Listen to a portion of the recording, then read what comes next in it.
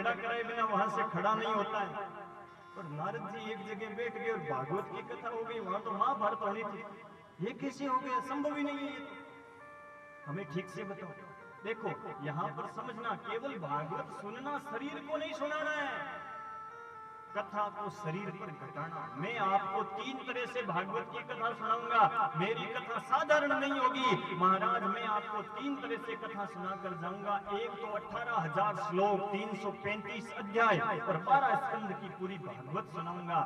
दूसरा मैं प्रयास करूंगा कि इस पूरी भागवत को आपकी काया पर, शरीर पर घटा करके बताऊंगा, क्योंकि भागवत में केवल राजा महाराजाओं की कहानियां नहीं है, ये पूरी भागवत हमारे शरीर पर, हमारी काया पर कैसे लिखी गई है ये मैं बताने का प्रयास करूंगा। और तीसरा, इस कथा के माध्यम से हम अपने घरों में कैसे रहें, कथा को व्यवहार में कैसे उतारें, अपने बच्चों में संस्कार कैसे लाएं और अपने हिंदू सनातन धर्म का उत्थान कैसे करें। 3 तरह से ये कथा चलेगी। कथा को शरीर पर घटाना। नारद कौन है? हमारे और आपके शरीर के अंदर हमारा जो मन होता है ना, ये मन ही नारद है। जिस प्रकार नारद एक जगह बैठता नहीं है ना, वैसे ही मन बैठता है क्या? मन नहीं बैठता। शरीर तो कथा में बैठा है, मन कहता है भाई कथा में तो आ गया, घर तो बीनड़ी छोड़ रहे हैं, बीनड़ी भर से ही है घर तक भाई, टाबरिया दुकान में मायने कहीं ना कहीं काम धंधो सवल करी कौन करे। मन कभी किसी का दुकान में जा रहा है, किसी का मकान में जा रहा है, ये मन ही नारद है भैया। शरीर को कथा में बिठा लिया कोई फर्क नहीं पड़ेगा, मन को कथा सुनानी है। और 7 दिन कौन बैठे? नारद जी ने 7 दिन कथा कैसे सुनी, इस प्रश्न पर हमारी भागवत चल रही है। प्रश्न का ध्यान रखना। सूची कहते हैं कि नारद जी कैसे बैठे, मैं आपको ठीक से बताता हूं, ध्यान लगा करके सुनना। एक बार की बात है, नारद जी बड़ी तेज गति से इस मृत्यु लोक में कहीं जा रहे थे। तभी नारद जी को ब्रह्मा जी के 4 मानस पुत्र मिल गए, जिनका नाम है सनक, सनंदन, सनातन, सनत कुमार। नारद जी का मुंह उतरा हुआ था, चेहरा उदास था। तो सनत कुमारों ने नारद जी को देख करके पूछा, कथम ब्रह्मं दीन मुख कुतश्चिंता तुरो भव। हे नारद जी महाराज, आपका मुंह उतरा हुआ क्यों है, चेहरा उदास क्यों है, इतनी चिंता में क्यों लग रहे हो? अरे भाई, किसी का बेटा बाप को आंख दिखावे ना, तो महाराज बाप का मुंडा उतर जाता है, उदास हो जाता है कि बेटा आंख दिखाता है। किसी की बेटी माँ को आंख दिखावे तो भैया माँ का भी मुंह उतर जाता है, चेहरा उदास हो जाता है। किसी की बीनड़ी सासू के सामने बोलने लग जावे तो सासू का भी मुंडा उतर जाता है।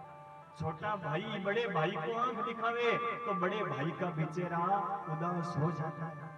लेकिन नारद जी आपके ना कोई बेटा, ना कोई पोता, ना कोई पड़पोता, ना लड़पोता, ना सड़पोता, गाय न कोई बच्ची, नींद आवे अच्छी, आपके आगे कोई हंसने वाला नहीं है, पीछे कोई रोने वाला नहीं है, आपका चेहरा उदास क्यों है, संत होकर के चिंता में क्यों हो? नारद जी कहते हैं, सनत कुमारों, मैं इस धरती को श्रेष्ठ समझ करके धरती पर आया। मैंने सोचा यहाँ मुझे शांति मिलेगी, लेकिन मैंने यहाँ आकर क्या देखा? कन्या विक्रयणो लोभा दंपति नाम च कलकनम कलिना धर्म मित्रेणम धरेयम बाधिता धनः। कलयुग ने यहाँ पर ऐसे पेड़ जमाए हैं कि लोग अपनी बेटियों को बेचने लगे हैं, और तो और घर के अंदर बड़ी बहू की चलने लगी है, बड़े बुजुर्गों से कोई पूछता नहीं है। भाई किसी की बहू समझदार हुए, ज्ञानवान हुए, बुद्धिमान हुए तो बहू से सलाह लेने में कोई बुराई नहीं है। ये मैं नहीं कहता कि बहू से सलाह नहीं लो, लेकिन घर में कोई बड़ा काम हुए ना तो पहले बड़े बुजुर्गों से सलाह लो कि दादाजी आपकी क्या इच्छा है, बाबू साहब आप क्या कहना चाहते हो, अरे पिताजी आपको तो फलाना काम करें, उसके बाद घर के अंदर बहू की सलाह लो। पहले बुजुर्गों से सलाह लेनी चाहिए।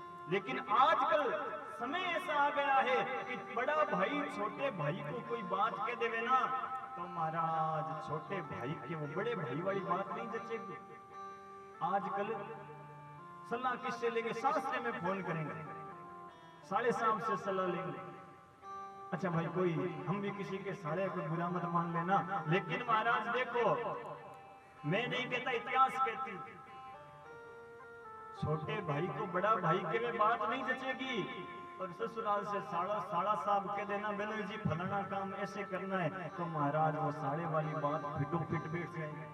लेकिन इतिहास क्या कहता है? दीवार बिगाड़े आड़ो और घर बिगाड़े साड़ो दीवार में ज्यादा अलमारी दरवाजे बना देंगे तो दीवार कमजोर हो जाती है।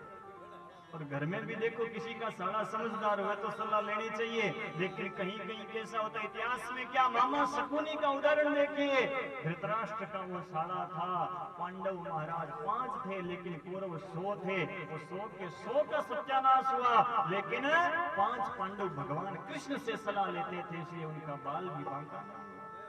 घर में कहने का तात्पर्य क्या है कि घर में बड़े बुजुर्गों से सलाह लेनी चाहिए, जानकार ना भी हुए उनसे पूछना, निवेदन करना, पिताजी आपके जचे तो ये काम करें, आप क्या चाहते हो, देखो इसमें ऐसा फायदा है, फिर आपके घर की बात।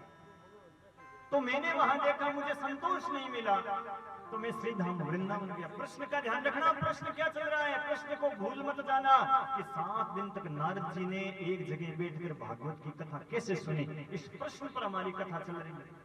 नारद जी कहते, संत कुमारों, मैं श्रीधाम वृंदावन गया, लेकिन मैंने वहां पर एक कौतुक देखा। कौतुक क्या देखा कि एक कोई 16 साल की स्त्री बैठी और वो रो रही है, उसकी गोदी में 80-80 साल के बूढ़े बूढ़े 2 पुरुष लेटे हुए हैं, और वो स्त्री 16 साल की स्त्री रो रही है। नारद जी ने सोचा कि मैं इसके पास जाऊं, ये स्त्री रो क्यों रही है। फिर नारद जी ने सोचा कि भाई मैं संत हूं और संत को ज्यादा स्त्रियों के पास नहीं जाना चाहिए। नारद जी वहां से जाने लगे तो उस स्त्री ने पीछे से आवाज लगाई, भो भो साधो शरणतिष्ठ मत चिंताम विनाशय। नारद जी महाराज, हे महात्मा जी, हे साधु महात्मा, थोड़ी देर रुकिए रुकिए, मेरी चिंता को दूर कीजिए। नारद जी कहते हैं, उस स्त्री ने बुलाया तो मैं उस स्त्री के पास गया और पास में जाकर के उसको प्रणाम करके पूछा, देवी आप कौन हैं और यहाँ जंगल में बैठी हो, रो रही हो, आपकी गोदी में ये 80-80 साल के बूढ़े बूढ़े पुरुष कौन लेटे हैं। वो स्त्री रोते रोते कहने लगी, नारद जी मेरा नाम भक्ति देवी है, भक्ति देवी, अहम भक्ति रीति ख्याता, मैं भक्ति हूँ। और नारद जी मैं रो इसलिए रही हूँ क्योंकि मेरी गोदी में जो 2 80-80 साल के बूढ़े पुरुष लेटे हैं ना, इनके कारण रो रही हूँ। नारद जी कहते, इनके कारण रो रही हूँ, भक्ति तुम यहाँ जंगल में, ये बूढ़े बूढ़े पुरुष है कौन। ध्यान से सुनना, वो स्त्री क्या कहती है, भक्ति कहती है, नारद जी ये बूढ़े बूढ़े पुरुष कोई और नहीं बल्कि ये दोनों मेरे बेटे हैं। नारद जी दोनों मेरे बेटे हैं, एक का नाम ज्ञान है और दूसरे का नाम वैराग्य। भक्ति के 2 बेटे, कौन से, एक का नाम ज्ञान है और दूसरे का नाम वैराग्य है। नारद जी कहते हैं, भक्ति ये कैसे संभव हुआ, तू तो 16 साल की और बेटे तेरे 80 साल के, ऐसा कभी देखा है क्या, माँ 16 साल की हुए और बेटा 80 साल का। अरे तू तो जवान है और बेटे पहले ही बूढ़े कैसे हो गए। भक्ति रोने लगी, कहने लगी, नारद जी दुखी तो इसी बात का है कि माँ तो जवान बेटी हूँ और बेटे पहले ही बूढ़े हो गए, मूर्छित हो गए, बेहोश हो गए, अब इन बूढ़ों को जवान कीजिए। नारद जी कहते, भक्ति तेरे साथ तो वही बात हो गई। पुराने जमाने में मारवाड़ के अंदर हमारे यहाँ एक कोई बूढ़ी बूढ़ी माताएं कहावत पूछा करती थी। हमारे गांव में कई बूढ़ी माताएं पूछा करती थी कि बेटा बताओ कि पहले मैं जन्मा, पीछे जन्मा बड़ा भाई, धूम धड़ाके बाप जन्मा, पीछे जन्मी बुढ़िया माई, तो क्या मतलब हुआ इसका। कोई कहे कि पहले तो मेरा जन्म हुआ और मेरे जन्मने के बाद मेरे बड़े भाई साहब जन्मे, और मेरे बड़े भाई साहब के जन्मने के बाद मेरे पिताजी का जन्म हुआ, और पिताजी के जन्मने के बाद मेरी माँ जन्मी, तो बात जचेगी क्या, नहीं जचेगी। लेकिन महाराज ऐसा होता है हमारे मारवाड़ में, क्योंकि ये पहली है कहावत है, पहले मैं जन्मा, पहले जन्म किसका होता है, दूध का जन्म पहले होता है। दूध का बड़ा भाई दही बाद में जन्म लेता है, धूम धड़ाके बाप जन्मा, झेरने से धूम धड़ाके से बिलोना करते हैं तो वो माखन चूंटिया वो बाप बाद में जन्मता है, और बेचारी छाछ तो माँ तो बाद में ही बचे हैं, सास तो वो माँ है। अरे भक्ति कहती है, नारद जी मेरा भी वही हाल है, मैं तो 16 साल की जवान और बेटे 80 साल के, इनको खड़ा कीजिए, बूढ़ों को जवान कीजिए। ध्यान देना, ये भागवत ऐसी है, बूढ़ों को जवान बना देवे, अंदर महाराज ऐसा संचार कर देते हैं ये भागवत, जिससे आत्मा जो है वो जवान हो जाती है, आत्मा का कल्याण करने वाली ये भागवत की कथा है। भक्ति रोने लगी, हाय हाय करने लगी। महाराज भक्ति को रोता हुआ देख करके नारद जी ने क्या कहा, नारद जी कहते, भक्ति रो मत, मैं हूं ना। ये बात आप महाराज लोभी के रुपये के समान पल्ले में गांठ बांध करके रख लेना, मैं हूं ना। ये ऐसी बात है जो रोते हुए को हंसा दे। घर के अंदर कोई चिंता में बैठा हुआ है। महाराज, कोई भी पत्नी चिंता में बैठी है और पति आकर के इतना कह देवे ना, अरे रो क्यों रही है, मैं हूं ना, मां ने कुछ बोल दिया क्या, मैं हूं ना। महाराज, पत्नी की चिंता खत्म हो जाएगी। पति ने इतना बोल दिया, मैं हूं। महाराज, पत्नी की चिंता खत्म हो गई। देरानी जेठानी बैठी है, देरानी उदास है, जेठानी आकर के इतना बोल देवे ना, अरे बहन उदास क्यों बैठी है, देवर जी ने कुछ बोल दिया क्या, मैं हूं ना, मैं बैठी हूं ना, चिंता मत कर। ननंद घर में आवे, भाभी उदास बैठी है। और महाराज, ननंद को यदि घर में प्रेम करवाना हुए और ननंद भाई सा इतना सा बोल दिया, अरे भाभी उदास क्यों है, भाई ने कुछ बोल दिया क्या, भाई साहब ने, मैं हूं ना, अभी भाई को बोलूंगी, चिंता मत कर, मैं हूं ना। ये एक ऐसा शब्द है महाराज, घर की आधी से ज्यादा समस्या को समाप्त कर देता है। किसी से प्रेम से बोल कर देखिए, मैं हूं ना, चिंता क्यों करता है भाई, मैं हूं।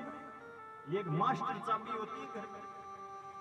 और ननंद बाईसा हुए ना, ननंद बाईसा तो घर की मास्टर चाबी होती है, ये समझ लें। घर में किसी का भी झगड़ा हुआ है, सास बहू का झगड़ा है, पति पत्नी का झगड़ा है, देरानी जेठानी का झगड़ा है, ननंद मास्टर चाबी ननंद बाईसा होती है, सारे झगड़े समाप्त कर देती है। अरे मैं हूं ना, चिंता क्यों करती है, मैं हूं ना, मैं समझाऊंगी। क्योंकि वो भाभी जानती है कि ननंद बाईसा की माँ भी मानती है, पिता भी मानता है, भाई भी मानता है, देरानी भी मानती है, जेठानी भी मानती है। तो महाराज, आधे से ज्यादा झगड़े तो ननंद बाईसा समाप्त करके ही जाती है। हाँ, इसीलिए इनका समाजनियों का बड़ा मान सम्मान करते हैं। ध्यान रखना, भाभियां जितनी भी बैठी है, ननंद बाईसा का ध्यान रखना, इनका मान सम्मान होगा ना, घर के अंदर तो आधे से ज्यादा झगड़े तो घर से निकल ही जाएंगे। अच्छा, नारद जी क्या कहते हैं, अरे भक्ति रोती क्यों है, मैं हूं ना, अरे रोती क्यों, हाय हाय करने से दुख दूर नहीं होता, भक्ति हरि हरि करने से दुख दूर होता है। अरे भक्ति, तेरा तो दुख कुछ है ही नहीं। कहीं बेचारी उस द्रौपदी को देख, उस द्रौपदी के जीवन में कितना संकट आया, तो हाय हाय मत कर, तू हरि का नाम, हरि तेरा दुख दूर करेंगे। और वहां पर बैठकर नारद जी और भक्ति देवी दोनों हरि का नाम लेते हैं, भगवान का सुंदर कीर्तन करते हैं, भगवान का भजन करते हैं। आइए, भक्ति के साथ साथ ज्ञान और वैराग्य के साथ साथ हम भी थोड़ी देर भगवान का नाम संकीर्तन करते हुए आगे की बड़ी सुंदर कथा के अंदर प्रवेश करते हैं। नारायण नारायण गोविंद नारायण नारायण नारायण